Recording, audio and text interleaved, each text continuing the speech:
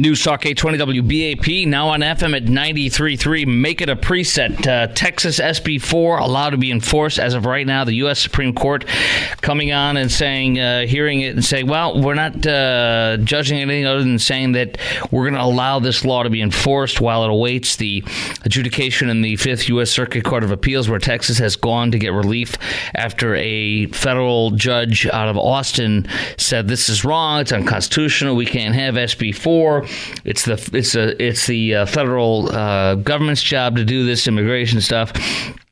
But, of course, Texas appealed to the 5th U.S. Circuit Court, and while it's pending, they said no enforcement of it. Well, we wisely went to our great state, went to the Supreme Court and say, can you allow us to do this law until we hear further, have further adjudication from the 5th U.S. Circuit Court of Appeals? Yes, they just said this afternoon.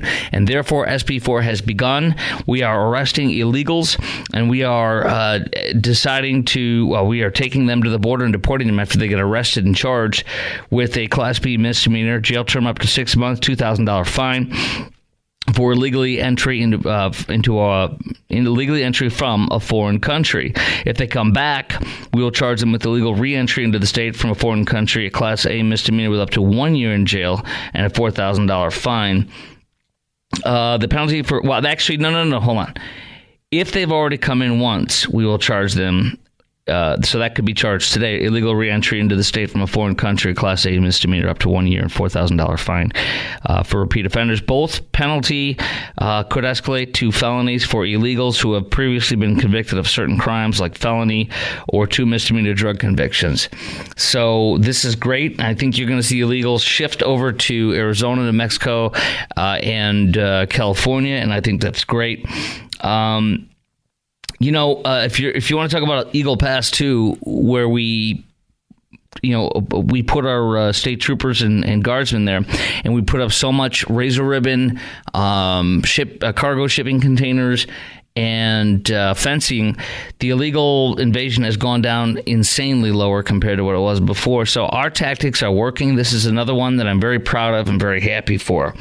The question is, and by the way, this law cannot be enforced for people lawfully present in the U.S., including those granted asylum or who are enrolled in the DACA program. So the idea that we're going to be hunting people down and kicking them out is wrong. And in my understanding of the law is if we arrest them here in North Texas or in Central Texas, East Texas, West Texas, if they haven't come over in between the ports of entry, then we can arrest them and charge them with this as well, illegals that are in, nowhere near the border. But they would have to know they came over between ports of entry illegally. And so one of the things I've read in the news stories about this over the past few weeks is that the cops have visual confirmation. That way they can put, we arrested him after seeing him cross over illegally. Boom. Done. If you don't have a cop witnessing it, then I don't think you're going to be able to do this from everything I've seen. Two lines open at 800-288-WBAP, 800-288-9227. I want to hear from you right now. Chime in. Do you want our Texas authorities arresting illegals as they cross into our state from Mexico? Are you okay with them arresting illegals throughout the state, just as they're now doing at the border? Is it okay if it happens here in Fort Worth or Dallas? I just saw Chief Neil Noakes, a friend, but I think he's very wrong by announcing that we're not going to look for people and we don't not serve people that are, here illegally and all that kind of stuff. I didn't appreciate seeing that on Twitter tonight. And, I understand why he's saying that. He doesn't want to stop people from calling the cops. But nonetheless, I think this law is great. It sends a message. I hope it gets all over Noticias en Español, por favor. Many of these people that are flooding the border, by the way, are not illegals from Mexico. They're, of course, from Venezuela and other Spanish-speaking countries, but a lot of them are not from Spanish-speaking countries. 800-288-WBAP is our number. Let's go to Chris in Frisco. You're on News Talk 820 WBAP, now on FM at 93.3. Hey, Chris. Hi. I heard you speaking earlier to someone who was saying that we should make it onerous on people who are here illegally to stay in the country. Well, I think we also need to stop putting out the welcome mat. We need to turn off the spigot and not give the any kind of social services to people who are here illegally. Agreed. And there's a lot of documentation being found at the border that people are, tearing up and burning and leaving their ID behind. You know what? If you don't have ID, you shouldn't be able to make a living in any format. Correct. You shouldn't be able to enter our country. Correct. And I don't understand where, even if they're going to a port of entry, I don't know if they're burning their ID in that situation as well, but we just shouldn't have people here that are walking or, coming into the state any way that they're getting here, through a port of entry or crossing a river or whatever that might be, and not having ID to present on the other side. I agree. And go ahead, sorry. No, I think it's unfair to think that a U.S. citizen has to present all kinds of identification and check into a hotel, to get a bank account, correct, to do anything, to drive a car. Yes, anything that we have to do here in the U.S. to have a driver's license. Why is it unthinkable that someone coming into the U.S. would not have these things? Let me buttress that with another thing. These third world countries they're coming from, they don't have records that are available for us to look at. They don't have criminal justice interaction files to share with us. They don't have any of that stuff. They're coming in from third world countries like Venezuela and Cuba, Cuba's one of them too, but like all over the world, and the Islamic Republic of Mauritania, Uzbekistan. There's nothing to see who they are over there. There's no way to check them. There's no jail records or felony records or anything to check. Nothing is official. We can't do background checks on them. We can't do anything from Interpol. There's nothing. They just flood and they invade. And Joe says, yes. And if they don't have any form of identification, I mean, even when they get here, I don't understand. You're being shady to start off with if you're burning your ID or whipping it up or, trying to come across without identification. And mind you, I wanted to go live somewhere else. Mm-hmm. I'm also going to figure out, how do I get a job when I get there? Because I need to support my family. They're coming here to get jobs. Think that they're going to come here. I understood, but it's unfair to think that they're going to come here and be able to get jobs without having proper documentation to do so. They're the new Democrat imported slave class. They're here to do jobs, and they're not here because they qualify for amnesty or asylum or anything. They're here for jobs, which doesn't qualify for any reason to come over this border illegally at all or to be allowed in this country. Chris, you're a great caller. I look forward to your next call, please. You're very passionate, and I like that about you. All right, let's go to Kevin in North Richland Hills. You're on News Talk 820 WBAP, now on FM at 93.3. Hey, Kevin. Evening, Daisy. Hey, you and the previous caller nailed it right on the head, okay? Mm-hmm. Big time. And I have kind of some direct experience with this. I was an aircraft mechanic, worked on North American Airlines aircraft. They hauled the troops back and forth from Afghanistan. They also picked up all the illegal aliens and shipped them down to El Paso, and they were shackled and were armed guards with M16s and everything. And one of the guys, and they put him in a bus, and the one guy turned around and looked at the guard, and he said, "I'll see you next week." This was under the Obama administration. So it's a revolving door. Yes. Okay. And so he had been here before, and these are convicts. Okay. So that law needs to be passed ASAP. Well, it has been passed, and it's actually being enforced right now. Okay, I'm sorry. No, that's okay. This is SB4. It allows us to arrest them for coming over illegally and then charge them with a crime and then deport them. We've given our judges that authority now, state court judges, which is great. I appreciate your call, my friend. One line is now open at 800-288-WBAP, 800-288-9227. Nolan, Eric, and Nolan and Justin, Eric in Athens, and John and Keller, you guys are next, right out of the box. We're going to do all calls next. Boom, boom, boom.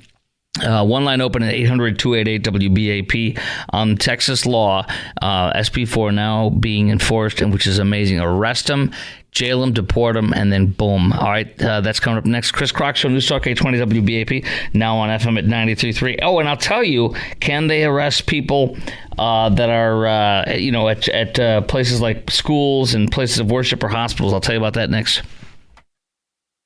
Texas SB4 allowed to go in effect for now, and that's incredible. We are arresting illegals and deporting them, charging them ASAP right now.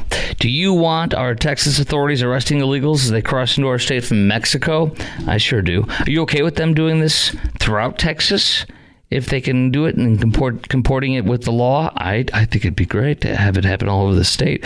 Do you think this is a smart and effective way to stop illegal immigration in our state and others too? And how do you think this could change the game for this invasion? 800-288-WBAP is our number, 800-288-9227. Nolan and Justin, you're on News Talk 820 WBAP, now on FM at 93.3. Hey, Nolan. Hey, good evening, Chris. How are you? Good, sir. How are you? Hey, good. Hey, I totally 100% agree with this law. The problem is enforcing it. You know, if, say, a Dallas County deputy pulls over a car and they suspect that they're here illegally, where do we go through then? Because now they have to have the visual that they came across illegally. Yeah, I mean, if they have no idea if the person, number one, is here illegally, and number two, if they've come over in between ports of entry, then they can't do anything. Yeah, so I called. I've been fortunate enough. I know two people that have done it legally. One of them was a church member. One of them is a coworker of mine that I recently went to his immigration ceremony. Nice. That's beautiful. That's amazing. And I tell you what, them guys that did that oath, that is literally the happiest day of their life. Yes, it is. So, and they know this country better than most Americans do, sadly, when they get that test. Yeah. And number two, they care about it and they want it. Not these illegals Joe's bringing in are just 9 to 12 million people that don't know our country, don't know our values, don't know anything about it, and they're perfect goons for Joe Biden to get to vote for him. Yeah, I mean, I was, talking to him about his test, and he gave me some of the questions, and it's like, man, I don't even know these answers because I haven't studied this stuff in second grade. Do you think these illegals know anything about our country? Do you think they know what the Constitution is? They know absolutely nothing. Nor do they care. They don't care. They've been told, hey, you can go to America, you can get a job, you can get this, you can It's here for you. It's all about you, illegal. That's right. Exactly. Yep, and Joe Biden's making sure that happens. Great call. Thank you very much for your call. Let's go to Eric in Athens. You're on News Talk 820 WBAP, now on FM at 93.3. Hey, Eric. Hey, how are you? Thanks for taking the call. Good, how are you? That's the law is a great start, but it's not enough. And I think Texas needs to get a little bit more courage to do some more. Here's a couple ideas. One, stop all commercial truck traffic coming across the border and do thorough inspections, safety inspections, and back traffic up all the way to Mexico City until Mexico starts doing something on their side of the border. He did do that before, so you're right, yeah. But then put incredible fines and seize the trucks if they don't pass the safety inspection. Secondly, if somebody employs somebody who's not properly documented here legally, that business gets a $10,000 fine. You divide the fine into three parts. The first part is used to send the person back to where they go. The second part goes to our border. And the third part goes to whoever turned them in, create a bounty system so that the business who's doing things correctly and cannot compete with the under the table business, that guy can get something recouped for the business he lost because of. And so you stop employment in Texas and you fixed it. You stop traffic coming across the border from Mexico, and you've gained a ton there. And there's nothing Biden can do about us managing the safety of our roads or our employment law. I agree, and I appreciate your call. Thank you very much for your interesting ideas, and some of them very good ideas. Two lines open at 800-288-WBAP, 800-288-9227. Let's see here. Let's go to John Keller. You're live on News Talk 820 WBAP, now on FM at 93.3. Hey, John. How you doing, sir? Good. How are you? The whole problem is that they want this to happen, and it's hard to pass any law when the federal government wants something to happen. Correct. And have anything to it. And the other thing is something that happened just in the last few days. A federal judge ruled that the Second Amendment applies to illegal immigrants. Sharon Johnson Coleman, the federal judge, federal law that it makes it unlawful for an undocumented individual to own a firearm, and she said that was unconstitutional. This is the judge in the federal judge that Barack Hussein Obama appointed in Illinois. Yes. So they just ruled that this guy, and they went through and said he hadn't done anything since he's been here illegally. Mm-hmm. He's was released, and he hasn't done anything against the law. Therefore, he's entitled to own a firearm. When you have things like that happening, now he has the same constitutional rights that I do, unless he does something that specifically violates them, just like I do. All because he invaded us. I don't know. Mm-hmm. Yeah. I don't see how they're going to make this law stand when they're allowing. Well, because that judge is an Obama radical leftist, a pro-illegal appointee. I very much expect it to be struck down on appeal. I hope so. Yeah, I do too. I'll give the details on what you're talking about, John, coming up next. Thanks for your great call. One line is now open at 800-288-WBAP, 800-288-9227. This illegal invasion is on. We are now arresting, however, illegals as they come across the border illegally in between points of entry, which I think is fantastic. The Supreme Court allowing it for now until the U.S. Circuit, Fifth U.S. Circuit Court of Appeals rules on it.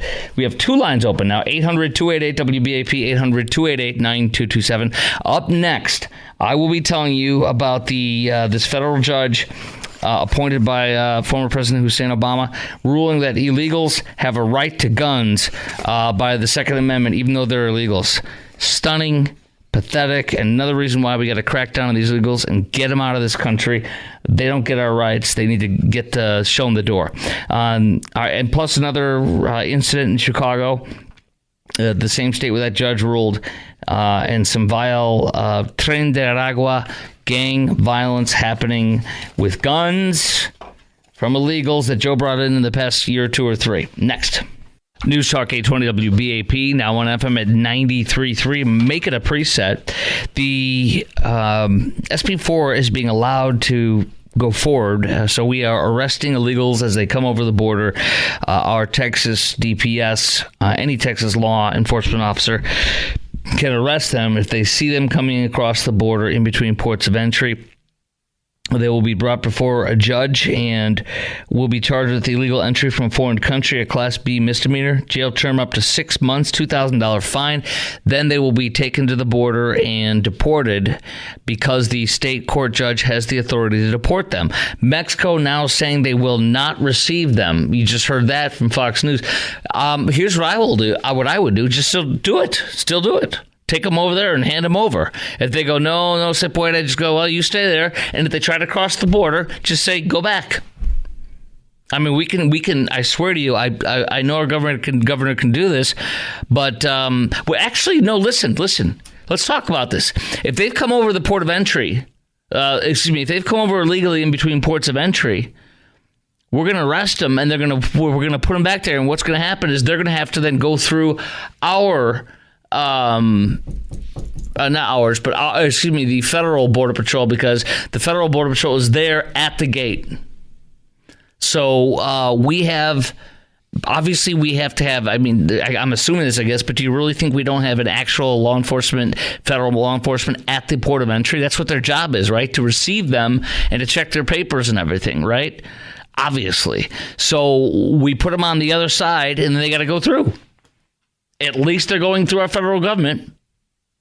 So I don't care what Mexico says, and I don't think our governor does. This is an invasion. And the Mexican president, AMLO, is doing the invasion. He's part of this. He's allowing 9 million illegals and more to come into his country and come right to our country. So who cares what he thinks? He's the reason there's a problem. He's part of it. I mean, Joe Biden's the number one reason, but I would say AMLO's the number two reason, wouldn't you? Maybe you'd say employers are number two, but they can't get here if AMLO doesn't make it happen. Save the 380,000 Joe Biden's flown in secretly to 43 of our airports. All right, we have three lines open, 800-288-WBAP, 800-288-9227. Do you want our Texas authorities arresting illegals as they cross into our state from Mexico? Are you okay with them arresting illegals throughout Texas, just as they're doing now at the border? And do you think this is a smart, effective way to stop the illegal invasion in our state and in other states, too? How do you think this could change the game for this invasion? 800-288-WBAP, 800-288-9227. I would look for Florida and other states to be looking at this now to start doing it, to try to pass the same law and to put it in effect ASAP, because it's a wonderful thing to do. The federal judge, by the way, that Barack Hussein Obama appointed, U.S. District Judge Sharon Johnson Coleman, ruled that an illegal immigrant can own firearms. It's saying they can't own firearms, she says, is unconstitutional, and applied it to a case in Illinois. And saying the federal ban is facially, disagreeing with them, saying it's facially constitutional, but there's no historic tradition of firearm regulation that permits the government to deprive a non-citizen. Anyways, look, you can come up with any kind of crap you want, but it hopefully will be brought in front of the Circuit Court of Appeals that is part of Illinois. I don't know which circuit that is. We're the fifth down here, but so.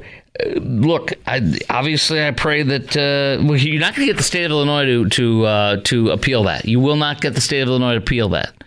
They love this crap. Although it's interesting because they're very anti-gun. So I don't know who would appeal that, but I don't know if the local authorities will, but we'll see. Okay. A transgender illegal was also shot in Little Village by a cartel-tied Venezuelan arrested. But, of course, he was released because it's their leftist wokeism stuff. But he pulled in front of a gay club and yelled, "Bad gay," and then sprayed him with bullets. So he's been arrested for a hate crime and was arrested 2 days earlier and hit with a list of charges, including felonies for illegal possessing a gun, ammunition. After a judge ordered him released that day, police records show he was quickly arrested again and brought in for questioning. 29-year-old Venezuelan man who is believed to be a member of Tren de Aragua, the notorious gang that Joe Biden has brought in our country that has kidnapped, home invaded, and murdered in Miami, is doing mayhem and crime and shooting at cops in New York, and it's in Chicago, too, as I've told you for some time now. Let's go to Robert in Mesquite, who's called in at 800-288-WBAP, 800-288-9227. Robert, you're on News Talk 820 WBAP, now on FM at 93.3. Hey, Chris, I'm a long-time listener, first-time caller. Well, thank you. I agree with you and the governor, what he's done. It's a wonderful thing. It's another step closer to helping along the problem. But I wonder, has everybody forgot what the rules of becoming citizenship is? Learning to speak the language. You can't progress, you can't move on any further if you don't learn to speak the language in any country. So that's part of the books they give you and everything to study. You got to learn to read. So they show up at a precinct and they don't know they don't know how to speak the language with a voter's registration card and driver's license. Well, that doesn't look like it's going to make much sense to me. Well, yeah, go ahead. Sorry. But they've got 60 or 80,000 Chinese that have come across here. Do they know where they're at? No. They can do whatever they want with us now. Well, they bought the land next to military bases and said, no, that'd be highly suspicious of where they're at. So it's a big cabal, and our governor is doing a yeoman's job like nobody has ever done before. And you know, if Trump was in there, that Mr. Obrador over there would be begging him on his knees to, yes, give them all back, please. Don't cut off all your citizens from coming down here on vacation. Don't stop the money flow coming down here. Please let our trucks roll on your highways. Yeah, he was trading him out real quick. Right now he's talking brave because Biden's in there. Yes, you're exactly right. And I think we all do pray that Donald J. Trump will be our president in the fall, and that crap will get real fast, and it will be ending real fast. I used to go to Dr. Criswell's church down here, First Baptist, when I was a kid. Yes. And I used to run the skating rink down there when they had their rec rest. Used to have a skating rink and a bowling alley. We used to have Buckner's Orphans Home come down there to skate. And a wonderful church. That was way a long time ago. But anyway, Chris, thanks for doing a great job. And I hope somebody passes it along that, hey, you need to learn to speak English before you can even vote in this country. That's not going to happen. Not only do they not speak English, almost all these people coming from 171 different countries, but I'm willing to bet the majority of them cannot, and this is not to be negative, it's just to be truthful, cannot read or write in their own language, most likely, truthfully. Robert, I appreciate your call from Mesquite. 800-288-WBAP is our number, 800-288-9227. So we're going to keep watching this, and we're going to keep following it, and I'm just grateful. And, if you look at what we did in Eagle Pass, that's a win. Joe Biden, if he wanted to, and there was he obviously was going to start clipping the wire, and he never did he? They never came over and challenged our authority. They never clipped the wire. You know why? Because we'd have video of that. You would have video of Border Patrol going in and cutting up wire and fencing by the state of Texas, and then you would have the state of Texas immediately putting the wire out again, and you would have a physical showdown. I don't think that it's clear that our folks would not have tussled with this Border Patrol, but they would not help them. It would be they don't want that optics. They don't want you to see and know what they're doing. And so when we do things that force it to be seen and known, it makes them look bad and they lose politically, and they don't want that. They want the invasion without having to face any political consequences. They want this more than anything. This is what they want. And so therefore we must do everything and anything we can to stop it within the boundaries of the law, and we sure are. And more some needs to be done. Okay, coming up next on the Chris Crock Show, another big thing that happened today was two of our top generals at the time of the Afghanistan collapse testified today. And I'll give you a hint, Joe Biden didn't get spoken well of at all. That's coming up next on the Chris Crock Show on News Talk 820 WBAP, now on FM at 93.3. In the fall of 2020, as I previously testified publicly, my personal analysis, was that an accelerated withdrawal would likely lead to the general collapse of the Afghan security forces and the Afghan government, resulting in a large-scale civil war reminiscent of the 1990s or a complete Taliban takeover. In November 2020, DOD received orders from the White House to reduce troop levels to 2,500 by January 15, 21. When the current administration took office in January 21, there were roughly speaking 2,500 U.S. troops on the ground with about 22,000 NATO troops and contractors. Beginning in February 21, the National Security Council conducted a 10-week interagency review of the Doha Agreement, and various options were presented and debated. In previous public testimony, I noted that at that time, my analysis, based on my assessment and the recommendations of the commanders, to include General McKenzie, and the consensus of the Joint Chiefs of Staff, was that we needed to maintain a minimum force of 2,500 troops on the ground, mostly special forces, with allied troops and contractors, in order to sustain the Afghan National Security Forces and its government until the diplomatic conditions of the Doha Agreement were met. That was today in front of the United States House Foreign Affairs Committee. You had former chairman of the Joint Chiefs, General Mark Milley, and former commander of the U.S. Central Command, General Kenneth McKenzie. And they both testified today about Afghanistan and the fall of Afghanistan. And of course, we're brought back to the planes of the Afghan refugees hanging on to the plane and flying off the wing and dying. And the thing that Joe Biden and the staff said in these internal discussions and emails and stuff that was discussed today, what Joe Biden had said, his staff had said, is we don't want another Saigon, where the fall of Saigon happens and we're flying out of helicopters out of our State Department, praying to God we don't get run over and killed or whatever, trying to evacuate in an embarrassing failure, hasty fashion. But that's exactly what happened. And the Afghanis flying off the wings of the plane is exactly the same kind of thing that happened in the fall of Saigon. In fact, if not actually worse. I mean, you didn't see people hanging and falling off the thing and dying. Joe Biden made a decision, they revealed today, and we've known this now for some time. Joe Biden made a decision that no matter what, he was going to get us out completely out of Afghanistan right in time for the anniversary of 9/11. And what happens is when you are a fool and you think you know better than everybody in the room that you've picked to be your advisors, military experts, foreign policy experts, everything, and they all tell you, don't do this, and you still do it, this is what you get. It was a cognizant decision by Joe to just get out. It led to 13 of our military members to be killed by one of the terrorists. Joe Biden, when he said we're pulling out unilaterally, just doing it, okay, without any notice to the Afghan government, what happened was he cleared out the night before, in the middle of the night, Bagram Air Force Base, a $1 billion Air Force Base that we built, which was right next to China, was right next to Iran, was in amidst the entire Middle East, and we had a base in the Middle East for the first time, a base of our own. And he ditched it, and when he ditched it, inside of Bagram was a jail that held thousands of ISIS and Al-Qaeda fighters. And one of the ISIS fighters, Joe Freed, within 3 days, strapped a bomb on and went in and killed 13 of our soldiers and wounded 38 of our soldiers and killed hundreds of Afghanis.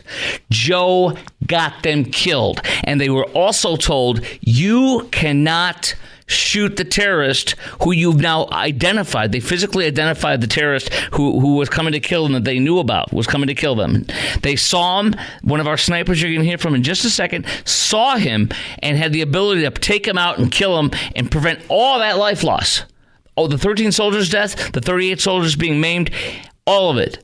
But he was not allowed because the Joe Biden administration would not allow them to protect themselves. In fact, this guy you're about to hear from went to his immediate supervisor, who said, sorry, we're not allowed to do that. And then he went to the next supervisor. Sorry, we have no orders on what we can do on that. And then he went to a higher one. He went like 2 or 3 ranks higher, to the point where it was like, I was listening to Pete Hegseth, who served, I believe, in Afghanistan or Iraq. I think it was him. And he said, what he did, you don't ever want to do. It's bad. You don't go that high up and usurp it, but he did. Because he knew he was right. And they said, sorry, Joe won't let us. Here he is, that Marine Corps sniper.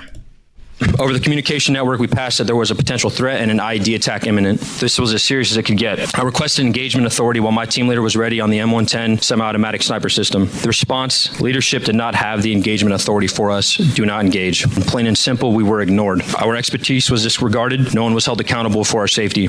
Because Joe said, let them die. Kill him. Screw him.